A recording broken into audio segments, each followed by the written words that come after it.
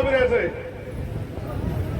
हमारा निशान, जोर से बोलो, है हमारा निशान, देश की रक्षा कौन करेगा, संविधान की रक्षा कौन करेगा, आरक्षण की रक्षा कौन करेगा, लोकतंत्र की रक्षा कौन करेगा, बहन बेटियों की रक्षा कौन करेगा। नौजवानों, जय भीम, जय भारत, जय संविधान, जय मंडल, जय जोहार, नमस्कार, आदाब, सत श्री अकाल।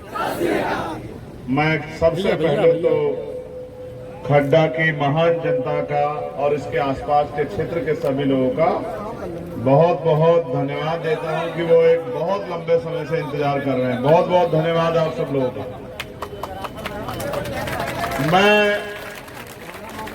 मेरा मौका नहीं मिलेगा भाई दोबारा मिलने के लिए, देख लेंगे सही रहेगा। चंद्रशेखर भाई तो फेवरेट फ्रेंड है, दोबारा मौका नहीं मिलेगा, फोटो चाहिए भाई, दिल जान से हम तैयार है, फोटो चाहिए हमें। कल सिद्धार्थ नगर था, सिद्धार्थ नगर कपिल वस्तु भगवान बुद्ध की जन्मस्थली है, जहां भगवान बुद्ध लंबे समय तक रहे, और ये कुशीनगर उनकी परिनिर्वाण स्थली है, जहां उन्होंने अपना शरीर त्यागा। ये आज कुशीनगर इस अति पिछड़े जिलों में नहीं आता।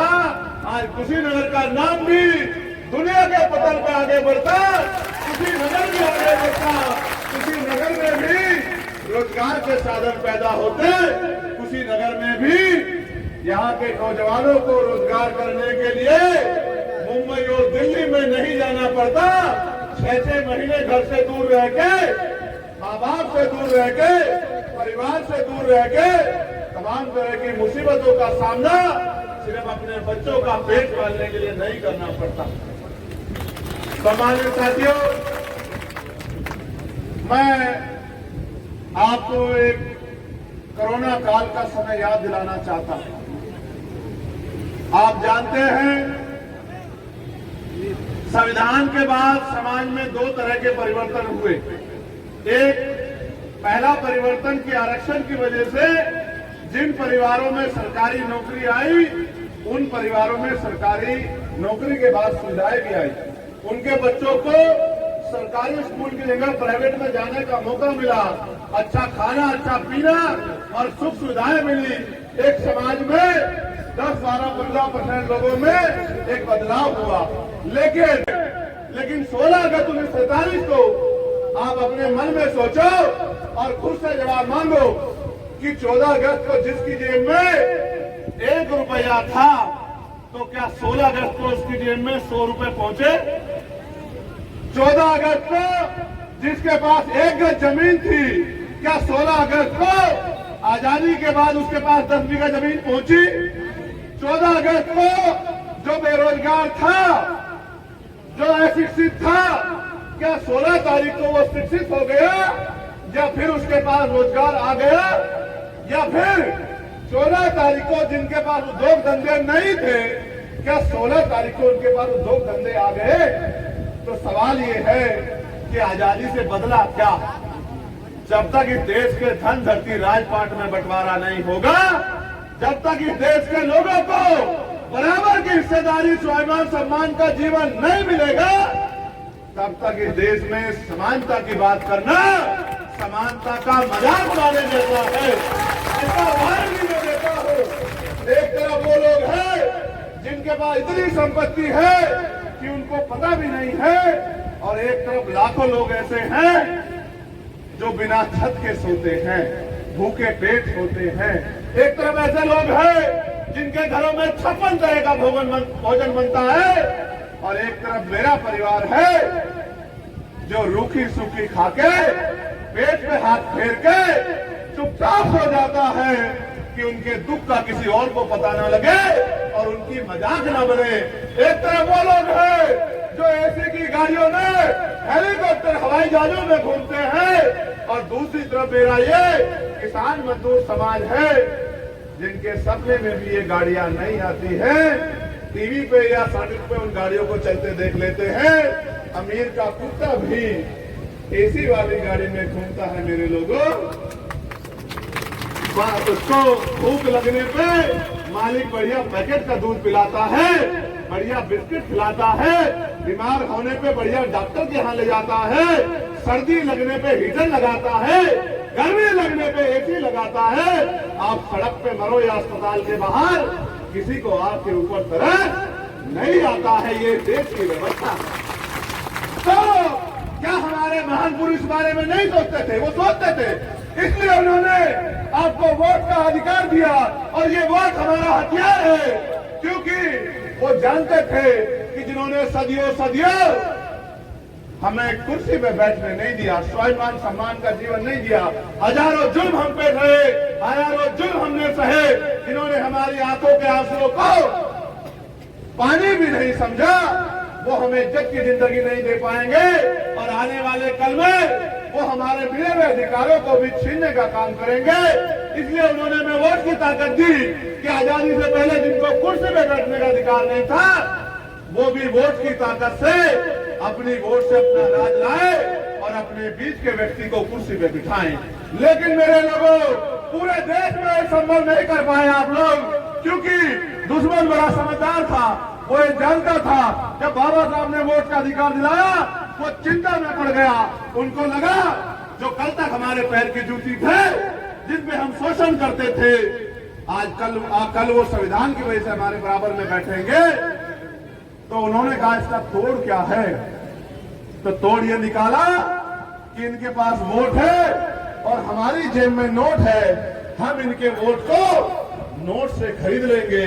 बाबा साहब समाज को समझाते हुए जाते कि भाई ये वोट हथियार है, इसका प्रयोग करके पिछलग्गू मत बनो, कुर्सी में बैठो।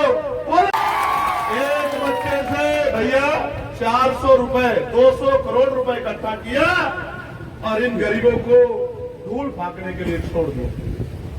जो इनके आवाज उठाए उसको कहीं मुकदमा कर दे। हमने कहा करो मुख्यमंत्री जी मुकदमा, लेकिन अगर अन्याय के खिलाफ आवाज न उठाए तो हमें जिंदा आवाज कौन कहे? तो हमने आवाज लेकिन 69,000 शिक्षक भर्ती में दलित पिछड़ों के बच्चों ने भागीदारी की। 20,000 पदों पे घोटाला हुआ। 4 दिन हम लोग लड़ते रहे और फिर हमने एक बड़ी कॉल देके आपसे भी 5 गुना लोग बुला के लखनऊ में अन्याय आंदोलन किया। सरकार झुकी और 6,800 नौकरियां उन बच्चों को दिलाने का काम किया, जिनमें पाल थे, प्रजापति थे, कश्यप थे, सैनी थे, मौर्य थे, शाक्य थे, कुशवाहा थे, यादव थे, जाट थे, गुर्जर थे, बिन थे, राजभर थे, केवट थे, मल्ला थे, जिनमें हमारे कुर्मी समाज के भी थे, जिनमें हमारे चमार, वाल्मीकि, पासी, धोबी, कोरी, खटीक, पासवान, तमाम शेड्यूल कास्ट बैकवर्ड के बच्चे थे। जिस दिन नौकरी मिली मैं लखनऊ में था, वो बच्चे मुझसे लिपट लिपट के रोए कि भैया ये नौकरी आपकी देन है। लेकिन उनके आंसू, उनकी खुशियां ज्यादा दिन तक नहीं रह पाई, क्योंकि सरकार ने कोर्ट में जाके स्टे लगवा दिया और 6,800 बच्चों को पुनः घर बिठा दिया। दरोगा भर्ती हुई, उसमें घोटाला हो गया, और भर्ती हुई पटवारी सेक्रेटरी, उनमें घोटाला हो गया। लेकिन सवाल ये है, अगर स्वामी प्रसाद मौर्य जी को डॉक्टर बना लो और अपनी वोट को गन्ना किसान को 1 तारीख पर डालकर स्वामी प्रसाद मौर्य जी को विजय बनाने का संकल्प आज इस धरती से कर दो, ये कहने के लिए मैं आपके बीच आया। आप मेरी बात पे गौर करना नौजवानों। हमारा सबसे बड़ा हथियार वोट तो है, लेकिन एक और हथियार जो बाबा साहब कह गए कि शिक्षित बनो। आज इन्होंने सरकारी स्कूलों में मास्टर बेचारे पढ़ा नहीं पाते, उनकी ड्यूटी कहीं कहीं लगी रहती है, चुनाव में, यहाँ पोलियो तमाम, लेकिन सरकारी स्कूलों में पढ़ाई 0 कर दी, क्योंकि गरीब का बच्चा जाता है वहां, जाता है नहीं जाता है। और प्राइवेट स्कूल खोल दिए बड़े बड़े कि अगर अपने बच्चों को पढ़ाना तो यहाँ जिसकी इनकम 5,000 रुपए है, वो एक बच्चे की 2,000 की फीस का बोझ उठा सकता है क्या? इन्होंने तय कर लिया है कि हमारे बच्चों को वहां नहीं घुसने देना जहां से पढ़ लिख के वो रोजगार की बात करेंगे, हिस्सेदारी की बात करेंगे, वो रोटी रोजी खा के यहीं तक सीमित हो जाएंगे।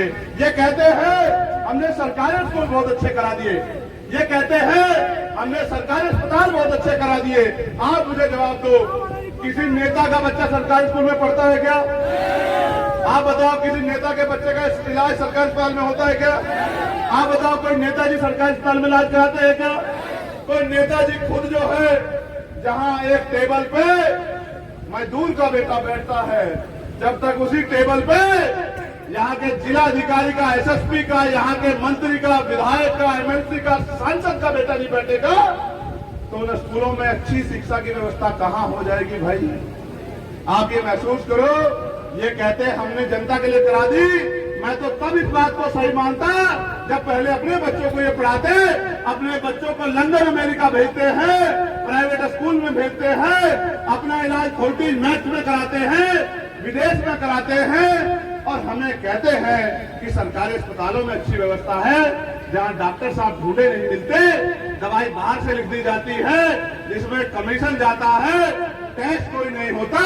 ये अमीरों की सरकार है भाइयों बहनों, ये गरीबों की सरकार नहीं है। इनका एकमात्र लक्ष्य है गरीबों को कुचल दिया जाए। इसलिए मैं आपसे कहने आया हूं कि आपको आंखें खोलनी पड़ेगी, अच्छे बुरे का फर्क समझना पड़ेगा। यहाँ के जो एमपी साहब हैं, वैसे तो मैं किसी का नाम नहीं लेता, लेकिन उनकी जानकारी है कि प्रभुनाथ कुशवाहा जी की 2 एकड़ भूमि उन्होंने यहाँ से कब्जा ली।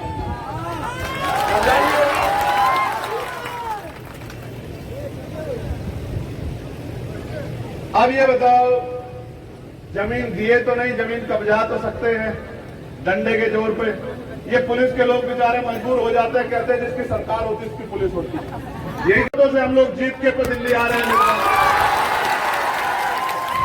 पुलिस के लोगों को 8 घंटे की ड्यूटी मिले, सप्ताह में 1 दिन छुट्टी मिले, वेतन विसंगतियां दूर हो, और इनको भी जहां ये ड्यूटी हो वही एक कॉलेज बना के, हॉस्पिटल बना के इनके बच्चों को भी अच्छी शिक्षा लेने में मदद की जाए।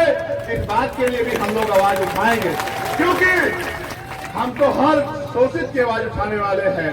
मेरे सामने कई और चीजें रखी हैं कि पडरौना चीनी मिल भाजपा सरकार ने बिकवा दी। कुशीनगर एयरपोर्ट 2 वर्ष पहले लोकार्पण किया, किंतु नहीं, ये सच नहीं कि आज तक जहाज नहीं चला। मैं कुशीनगर से एक बार गया, मैं झूठ नहीं बोलता हूँ भाई। फिर बंद हो गया। हाँ, मगर बंद करवा दिया।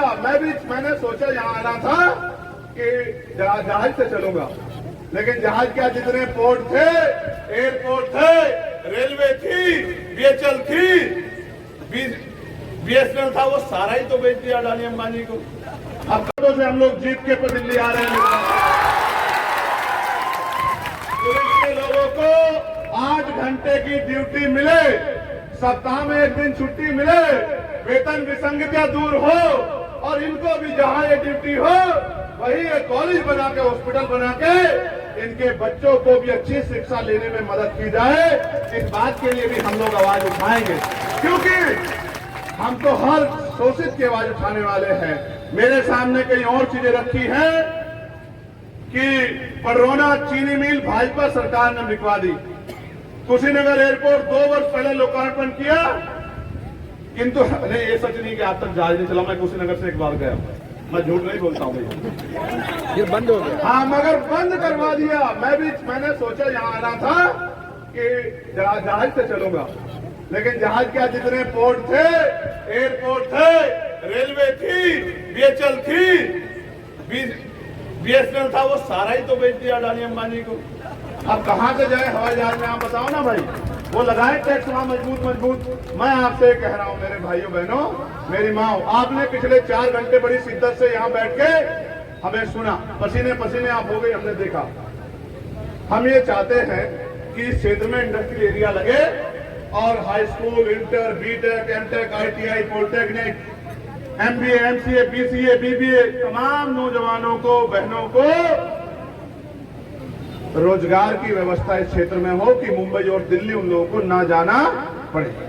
हम ये चाहते हैं कि महिलाओं के लिए कुटीर उद्योग लग के घर पे रोजगार की व्यवस्था हो, जो उनको सर पे ईंटें ना उठानी पड़े, किसी के खेत में बाबू के मजदूरी ना करनी पड़े, कोलू के भट्टे पे काम ना करना पड़े, दूसरे प्रदेशों में जाके पसीना ना बहाना पड़े, आपको भी इज्जत सम्मान की जिंदगी मिले। तो आपका बेटा आपसे वादा करता है कि हम संघर्ष करेंगे कि क्षेत्र में कुटीर उद्योग लगा के हमारी माँ बहनों को रोजगार मिलने का काम हो, उनको सम्मान की जिंदगी मिले। और 500 रुपए की पेंशन देती है सरकार विधवाओं को, विकलांगों को, वृद्धाओं को।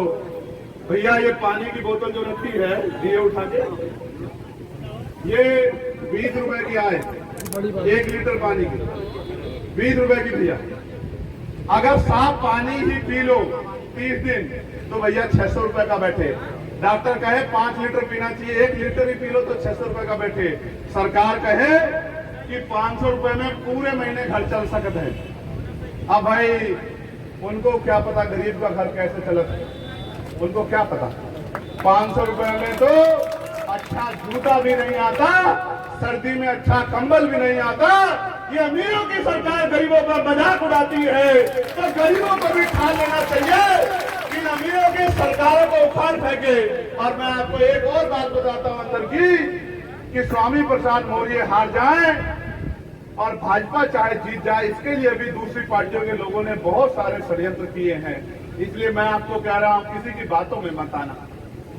यहाँ बड़े बड़े नेता आएंगे 28-29 तारीख में, पल्ले पसार पसार के वोट मांगेंगे, आपको भाई बहन बताएंगे, लेकिन ये कभी नहीं बताएंगे कि जब एनआरसी में जुल्म होगा, खाल खींची जाएगी महिलाओं की, मेरी बहनों माओ की, तो जमा मस्जिद पे जाके चंद्रशेखर आजाद लड़ता है। 29 दिन तक जेल चंद्रशेखर आजाद काटता है।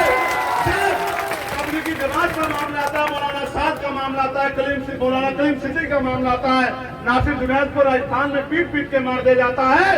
जब अखलाक का मामला आता है, पहलू का मामला आता है, नजीब का मामला आता है, नजीर का मामला आता है, तो उनकी माओ के आंसू पोंछने के लिए अकेला चंद्रशेखर आजाद खड़ा होता है। अब ये नेता ऐसे सर में पल्लू रख के घर में जाके छिप जाते हैं। मैं चंद्रशेखर आजाद आपसे दोनों हाथ जोड़ के मदद मांगने आया हूं। मैंने अपने चुनाव में किसी के आगे हाथ नहीं जोड़े, ईमानदार से बता रहा हूं, आप देख लेना, पता करा लेना, मेरा नेचर है। लेकिन क्योंकि मैं समझता हूं कि स्वामी प्रसाद मौर्य जी का पार्लियामेंट में आना कितना जरूरी है। जब मैं सरकार का कुंडा बंद किया करूंगा तो ये खोल दिया करेंगे, और जब ये बंद किया करेंगे तो मैं खोल दिया करूंगा। आज जो विपक्ष के लोग कहते फिर रहे हैं कि संविधान बचाना है, बचाना है, बचाना है, बचाना, आरक्षण बचाना है, बचाना है, लोकतंत्र बचाना है। भैया मगर तुम तो यहीं थे, इतनी बड़ी बड़ी पार्टियां लेके क्यों नहीं रोक पाए इनको? क्यों नहीं रोक पाए? 2 बार में ये लोग कामयाब हो गए, क्यों नहीं रोक पाए? ये जहां रुकेंगे भी विपक्ष की वजह से नहीं, जनता के आक्रोश की वजह से, क्योंकि ये चुनाव जनता लड़ रही है, कोई नेता नहीं लड़ रहा है। आज जाति धर्म के लोग दुखी हैं, बहन बेटियां सुरक्षित नहीं है।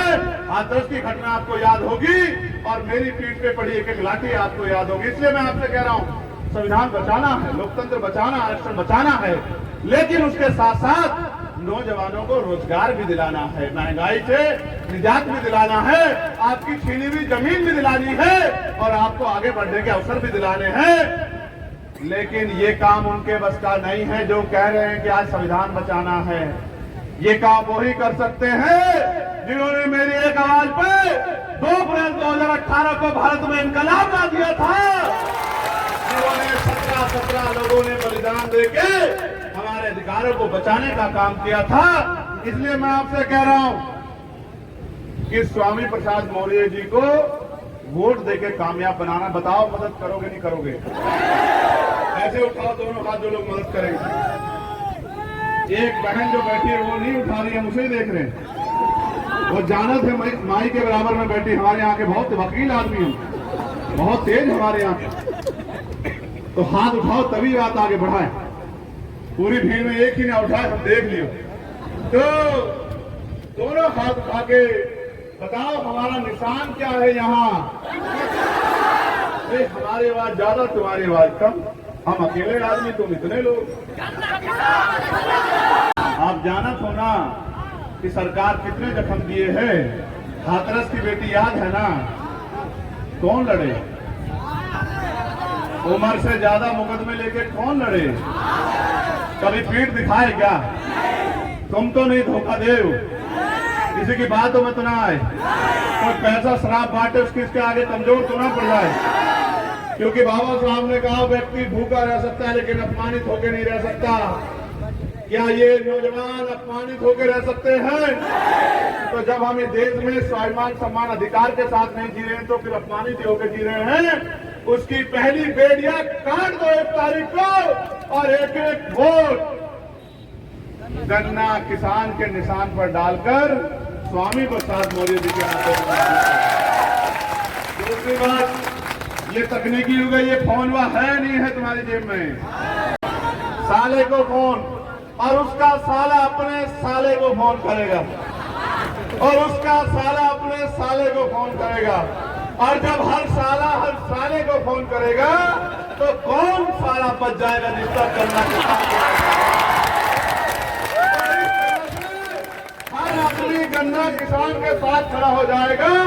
और 5 दिन आप पे बाकी हैं ये समझ के लड़ना कि स्वामी प्रसाद मौर्य नहीं लड़ रहे, आप सब लोग लड़ रहे हैं। आप सब लोग स्वामी प्रसाद मौर्य हैं और एक एक वोट। ये जो बीएसपी के लोग हमारी खूब मदद कर रहे हैं भाई, इनका भी बहुत बहुत धन्यवाद। आप तो हमसे पुराने मिशन के लोग हो, हम तो आपको देख देख के आगे बढ़े, क्योंकि मानवर काशीराम साहब कह के गए कि जिंदा लोग मिशन नहीं चलाते और मुर्दा लोग रुकन नहीं दे। हम इस मिशन को कारवा को रुकन न दे। बाबा साहब अम्बेडकर मानवर काशीराम साहब का अधूरा सपना पूरा करें, इस देश में मानवता का राज स्थापित करें। उसमें मदद करा दियो नहीं करा दियो, दोनों हाथ उठाओ मेरे से। हमारा निशान, जोर से बोलो, है हमारा निशान। देश की रक्षा कौन करेगा? संविधान की रक्षा कौन करेगा? आरक्षण की रक्षा कौन करेगा? लोकतंत्र की रक्षा कौन करेगा? बहन बेटियों की रक्षा कौन करेगा? नौजवानों की रक्षा कौन करेगा? किसानों की रक्षा कौन करेगा? दलित पिछड़े मुसलमानों की रक्षा कौन करेगा? महापुरुषों का सपना पूरा कौन करेगा? इन माओं के आंसू कौन पूछेगा? तो मैं आप सबको नमस्कार, आदाब, सलाम करता हूं, सत श्री अकाल करता हूं और आपसे उम्मीद करता हूं